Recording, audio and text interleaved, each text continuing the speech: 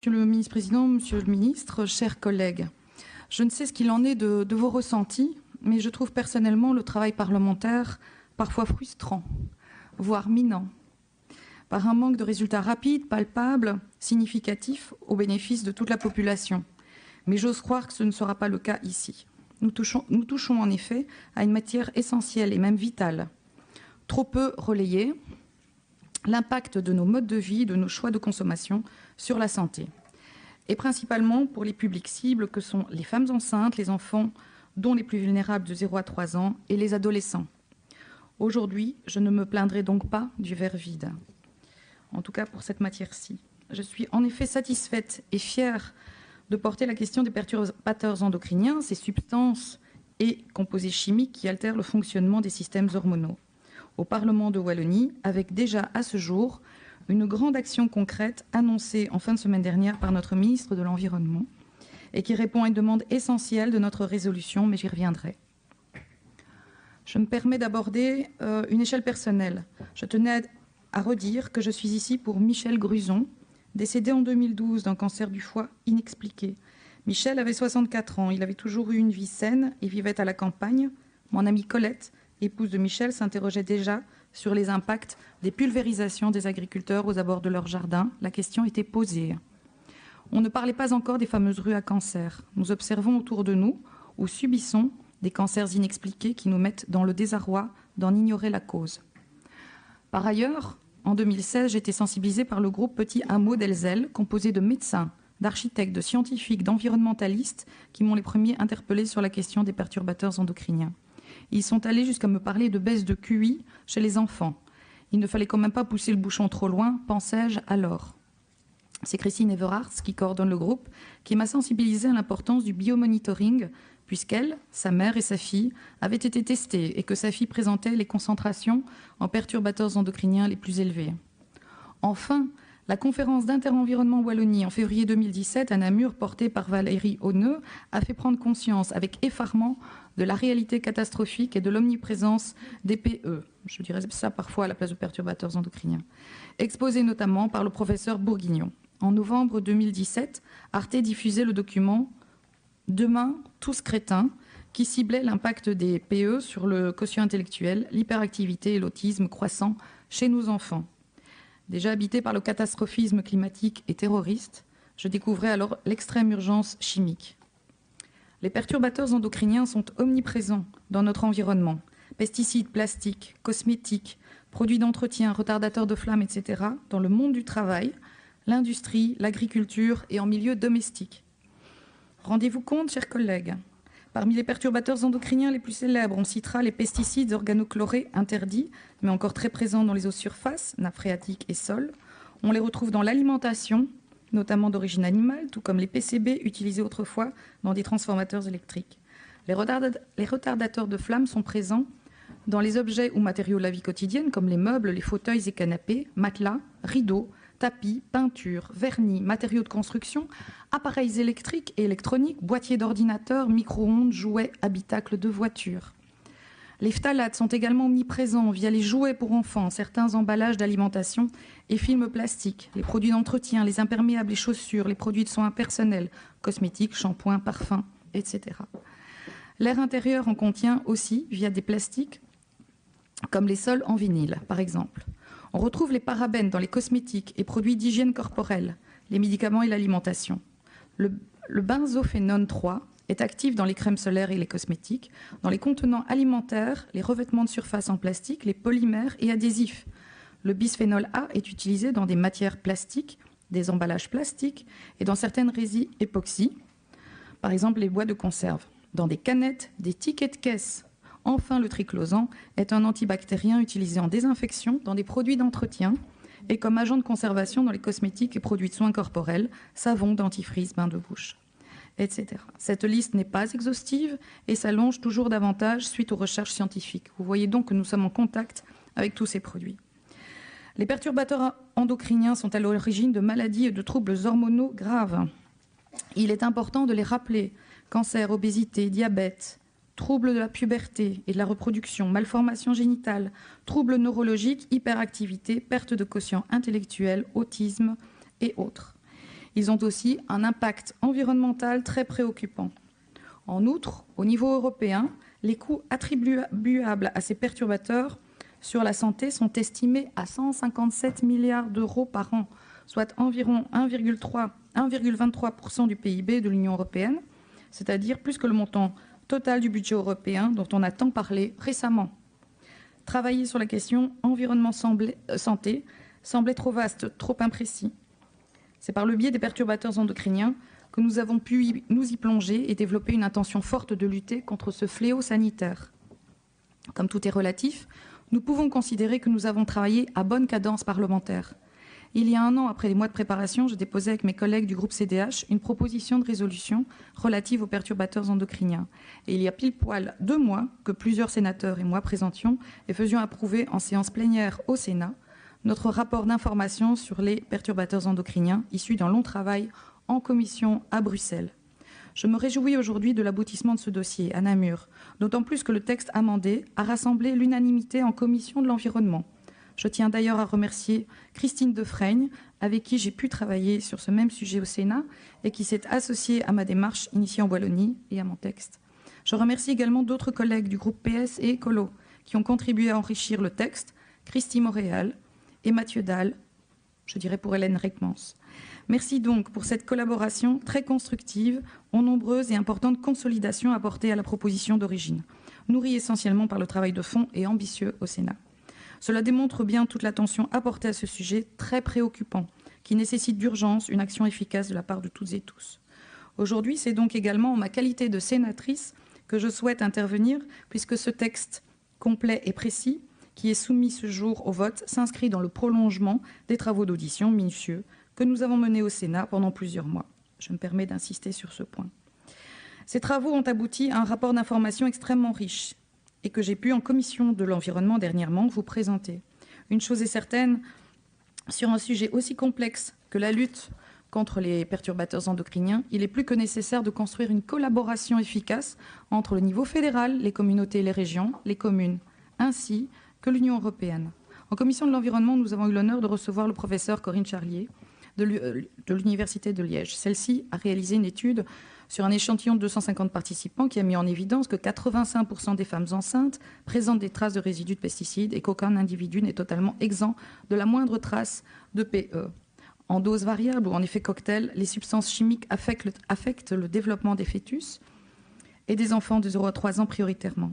J'aimerais remercier sincèrement le professeur Charlier pour l'exposé extrêmement intéressant des résultats de son étude qui confirment l'importance vitale de notre résolution. Au Sénat, j'ai enjoint mes collègues à se faire cobayer ou témoins et à effectuer des tests de détection dans le but de connaître nos expositions aux substances endocriniennes. Les résultats sont plus qu'interpellants.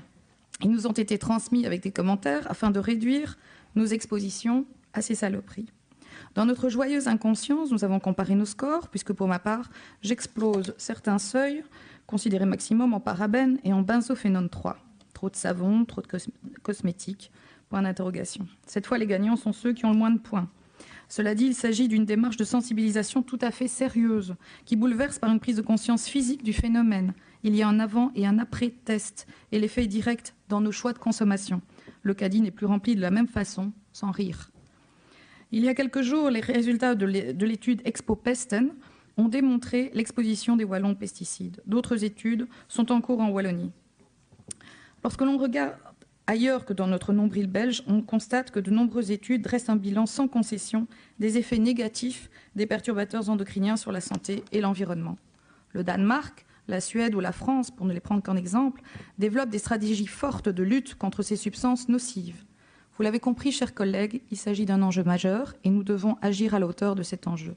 C'est pourquoi la résolution que nous votons aujourd'hui vise notamment à encourager la création d'un groupe international de scientifiques indépendants, à l'instar du GIEC en matière climatique, qui puisse fournir une information objective en la matière et qui puisse également assurer la coordination de la recherche au niveau international. Nous demandons d'élaborer un plan d'action national sur les perturbateurs endocriniens en concertation avec les scientifiques, les entreprises et la société civile. Soutenir la recherche de produits alternatifs non nocifs, mettre en place une signalétique spécifique des produits contenant des perturbateurs endocriniens, sensibiliser les publics vulnérables, enfants, adolescents, ainsi que leurs parents et les femmes enceintes, informer les personnes présentant un risque d'exposition en raison de leur profession, on pensera aux soins de santé, à l'agriculture, à la construction notamment, ou de leur lieu de vie. Interdire le bisphénol, les propylparabènes, butylparabènes et phtalates dans tous les contenants alimentaires, jouets et produits de soins, ou du moins à ceux destinés aux jeunes enfants de 0 à 3 ans, et interdire le bisphénol S dans les tickets de caisse thermosensibles. Nous demandons d'introduire des critères relatifs à l'environnement santé dans les cahiers des charges des marchés publics. Nous demandons d'examiner dans le secteur de l'économie circulaire comment éviter que les perturbateurs endocriniens présents dans des produits destinés au recyclage soient remis en circulation et se retrouvent à nouveau dans l'environnement. Ou encore, nous demandons de réaliser un programme de biomonitoring humain ou à long afin d'évaluer le degré d'exposition à des substances nocives et leurs effets et de disposer de données sur le long terme. À cet égard, je dois dire, je suis ravie de la très récente annonce du ministre Carlo Di Antonio d'un budget d'1 million d'euros dégagé pour un tel biomonitoring sur les perturbateurs endocriniens dans le cadre du plan environnement santé. C'est un excellent signal dans le sens du travail que nous avons réalisé. À ce titre, je souhaiterais relayer auprès de Monsieur le ministre une recommandation en 3 points qui m'a été transmise pour que les résultats obtenus soient exploitables scientifiquement, la nécessité d'un échantillonnage statistiquement significatif, le choix judicieux des PE pour explorer les 3 axes métaboliques, neurologiques et sexuels, la nécessité d'un questionnaire intelligent pour bien cerner les sources de contamination et éventuellement proposer des études d'intervention. Par ailleurs, la constitution d'une agence wallonne ou d'un département environnement santé pourrait être opportune. Je voulais avoir l'avis de Monsieur le ministre à ce propos. Et ce n'est pas parce que je cherche du boulot. Nous sommes bien conscients que cette problématique des perturbateurs endocriniens est évolutive grâce aux recherches scientifiques et dépasse largement le cadre du comportement individuel des collectivités locales, des régions et communautés et de notre pays. Mais cet élément ne doit pas servir d'alibi à l'inertie. Nous pouvons aussi, au départ de notre Parlement régional, envoyer un signal clair à d'autres niveaux de pouvoir, dire, comme au Sénat, que nous sommes conscients qu'il y a un problème grave et que nous voulons prendre nous-mêmes des mesures fortes et ainsi amorcer la pompe de bonnes pratiques et de législation plus globale. Chers collègues, je vous remercie pour le travail constructif ayant mené à ce texte riche, global et concret. Nous savons qu'il est urgent de mettre en œuvre toutes ces différentes mesures à tous les niveaux de pouvoir. Il en va de l'enjeu majeur de la préservation de la santé de tous, de nos enfants en priorité et de la garantie d'un environnement réellement sain pour les générations à venir. Merci de votre attention. Mesdames les députées, puisque nous avons eu droit à 4 intervenantes, je ne reviendrai pas sur les faits finalement, et vous avez insisté sur un phénomène compressant de grande ampleur et sur une problématique de toute première importance. Alors, les perturbateurs endocriniens peuvent effectivement, je pense qu'aujourd'hui ce n'est plus contesté, avoir des effets majeurs, des effets néfastes, tant sur la santé humaine, mais également aussi sur la faune et sur l'environnement. Et le dérèglement hormonal provoqué par ces substances peut affecter le système de reproduction, la croissance, le développement et le comportement. Ils sont aussi suspectés dans l'apparition de certains cancers, certains perturbateurs plus que d'autres, mais en tout cas, l'effet est aujourd'hui peu contesté. Alors les critères d'identification des perturbateurs endocriniens proposés par la Commission européenne ont fait couler beaucoup d'encre. Ces critères sont décriés car ils sont jugés comme ne permettant pas d'atteindre le haut niveau de protection de la santé et de l'environnement requis par les traités européens et ne permettent sans doute même pas d'identifier les perturbateurs qui causent les dommages sur les êtres humains, sans compter que les preuves scientifiques exigées sont bien trop élevées pour que des perturbateurs soient effectivement identifiés comme tels et soumis à restrictions ou interdictions. Donc je dirais qu'il y a un consensus pour dire qu'ils sont dangereux, que l'impact pourrait être majeur, mais on ne parvient pas à s'accorder au niveau de l'Europe sur une définition finalement et sur des critères qui permettent de les identifier. La Commission vient tout récemment d'adopter des critères d'identification dans 2 textes qui entreront en application en novembre pour les pesticides et en juin pour les biocides, mais là aussi beaucoup de lacunes. Alors en Belgique, la politique produit reste une compétence fédérale. De même, l'Agence fédérale pour la sécurité de la chaîne alimentaire a conservé l'ensemble des compétences pour tout ce qui relève de la sécurité alimentaire. J'ai déjà eu l'occasion d'exprimer le fait qu'au niveau fédéral, on puisse sortir de la règle de l'agrément européen. Je pense que les règles européennes sont ce qu'elles sont, mais nous pouvons évidemment au niveau de la politique produit, aller plus loin. Il faut la volonté d'aller effectivement plus vite et plus loin, de restreindre le cas échéant. Ce n'est pas du tout évident de faire bouger les lignes au niveau fédéral sur des contraintes plus fortes à mettre, vis-à-vis de certains produits qui posent problème. Alors la réduction de l'exposition aux perturbateurs endocriniens passe avant tout par la possibilité d'interdire sur le territoire wallon des produits qui en sont des sources reconnues. Ces compétences échappent pour l'instant en grande partie à la Wallonie. Pas vous rappeler tout l'exercice d'équilibriste qu'on a dû mener pour arriver à interdire ou à limiter l'usage, interdire pour les particuliers l'usage du glyphosate. On a quand même utilisé un artifice de la législation pour pouvoir y arriver, certes validé par le Conseil d'État, mais susceptible encore d'être cassé en recours. Nous n'avons en effet pas de moyens d'action en matière de classification, d'étiquetage et d'emballage des substances. La mise en place d'une signalétique spécifique serait intéressante, mais nécessiterait une collaboration avec toutes les parties prenantes en la matière au niveau de l'État belge. Il apparaît donc que la thématique devrait être abordée dans un cadre beaucoup plus large que le territoire wallon, voire même belge, de manière à éviter la dilution des moyens alloués pour encourager les collaborations internationales. Alors néanmoins, face au retard et au manque d'ambition de l'Europe, la Wallonie se doit de prendre des dispositions. La déclaration de politique régionale wallonne est d'ailleurs très claire à ce sujet. La Wallonie, je cite, s'engagera résolument dans une politique forte de prévention santé-environnement, afin de limiter au maximum les risques pour la santé humaine dus aux actions portées à l'environnement. La lutte contre les perturbateurs endocriniens fera l'objet d'une attention particulière. L'utilisation de pesticides et de produits phytosanitaires dans le domaine forestier, agricole, gestion des espaces verts ou utilisation privée sera réduite par la conjonction de mesures d'accompagnement et de restrictions permettant à la Wallonie de valoriser une image de territoire d'excellence et parmi les plus sains d'Europe. Je pense donc que la DPR est très claire à ce sujet. Par ailleurs, la 6e conférence ministérielle sur l'environnement et la santé, qui s'est tenue en juin 2017 à Ostrava, s'est clôturée par la présentation d'une déclaration qui prévoit que chaque pays participant établisse un portefeuille d'action à entreprendre dans le domaine de la santé environnementale d'ici fin 2018. Comme j'ai déjà eu l'occasion d'en parler, j'ai présenté au gouvernement en juin dernier un avant-projet de plan wallon en environnement santé. Ce plan contient un volet perturbateur endocrinien. L'adoption de ce plan était et reste prévue fin de cette année 2018. Les experts du secteur ont été interrogés lors de l'été 2017 sur les aspects stratégiques de ce plan, qui a été amendé en fonction des remarques reçues.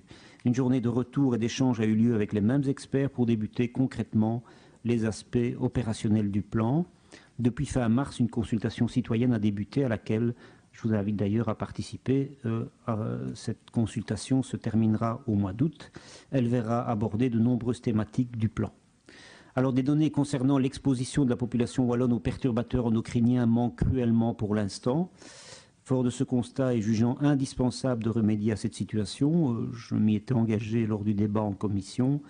J'ai pu obtenir dans le cadre du conclave budgétaire 2018 que des moyens, donc ici à l'ajustement, que des moyens spécifiques soient dégagés, plus précisément 1 million d'euros, pour entamer un biomonitoring en Wallonie. Celui-ci permettra d'apporter de l'information essentielle, fiable et représentative sur l'exposition des Wallons à diverses substances et notamment aux perturbateurs endocriniens. Alors vous me permettrez de venir seulement dans quelques semaines, ça sera assez rapide, mais avec les modalités. Je compte évidemment associer l'ICEP dans le dispositif, mais aussi les universités. Donc on a une série d'opérateurs qui nous ont déjà contactés depuis lors. Et nous savions qu'il y avait des expertises dans certaines universités. Donc l'idée, c'est de travailler conjointement dans un mécanisme qui reste à préciser. Mais je pense que d'ici un bon mois, nous serons prêts. Et en tout cas, au moment de l'ajustement budgétaire, on veut pouvoir engager ces montants assez rapidement. Alors le projet de plan environnement santé prévoit également une communication claire et efficace afin d'attirer l'attention des citoyens wallons sur les comportements et la consommation à risque. Le portail environnement santé du service public de Wallonie est d'ailleurs un des outils pour ce faire. Il continue régulièrement à être alimenté en ce sens. Je voudrais vraiment insister sur cet aspect-là des choses. Nous avons là plein de compétences sur les aspects liés à la sensibilisation. Nous pouvons vraiment faire en sorte d'avoir une communication qui attire l'attention sur une série de comportements à risque, c'est déjà quelque chose qui peut avoir aussi une certaine efficacité. Alors en ce qui concerne le sujet de l'eau de consommation, les projets Imhotep et Biodienne sont à présent terminés. Leurs résultats permettent d'affirmer qu'il n'existe actuellement dans l'eau de consommation pas de problème qui soit lié aux substances émergentes ou aux perturbateurs endocriniens. Donc c'est une des grandes conclusions de ces études, c'est qu'au niveau de l'eau de consommation, les taux restent tout à fait ou largement inférieurs aux normes existantes. Alors concernant les pesticides, dont certains sont des perturbateurs endocriniens, il faut se tourner vers des solutions d'avenir et se passer de ce type de produits dans tous les secteurs. Sur le long terme, y compris pour l'avenir économique de l'agriculture wallonne, un territoire sans pesticides est la voie dans laquelle il faut continuer à avancer. Dans l'intervalle, tant que ce type de produit continuera à être utilisé, il convient de mettre en place des mesures de protection de l'ensemble des citoyens.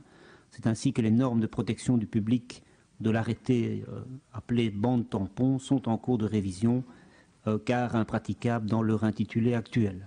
Le texte vient d'ailleurs d'être adopté tout récemment en première lecture par le gouvernement. J'ai également travaillé avec détermination sur la deuxième version du plan wallon de réduction des pesticides et sur un texte interdisant l'utilisation de pesticides contenant des néonicotinoïdes, venant s'ajouter à celui interdisant déjà l'utilisation du glyphosate. Un pan important de l'action du gouvernement porte également sur la qualité de l'air intérieur et extérieur, par exemple via la lutte contre la pollution atmosphérique liée à la circulation des véhicules thermiques, mais aussi via des campagnes de sensibilisation à l'amélioration de la qualité de l'air. Ces mesures permettent également de se protéger contre certains perturbateurs endocriniens en les limitant ou en favorisant leur évacuation. Comme vous pouvez le constater, nos travaux en environnement santé déjà effectués ou en cours de l'être s'inscrivent tout à fait dans l'esprit de vos propositions de résolution, propositions que je vous remercie d'avoir formulées et qui démontrent votre intérêt sur cette épineuse problématique.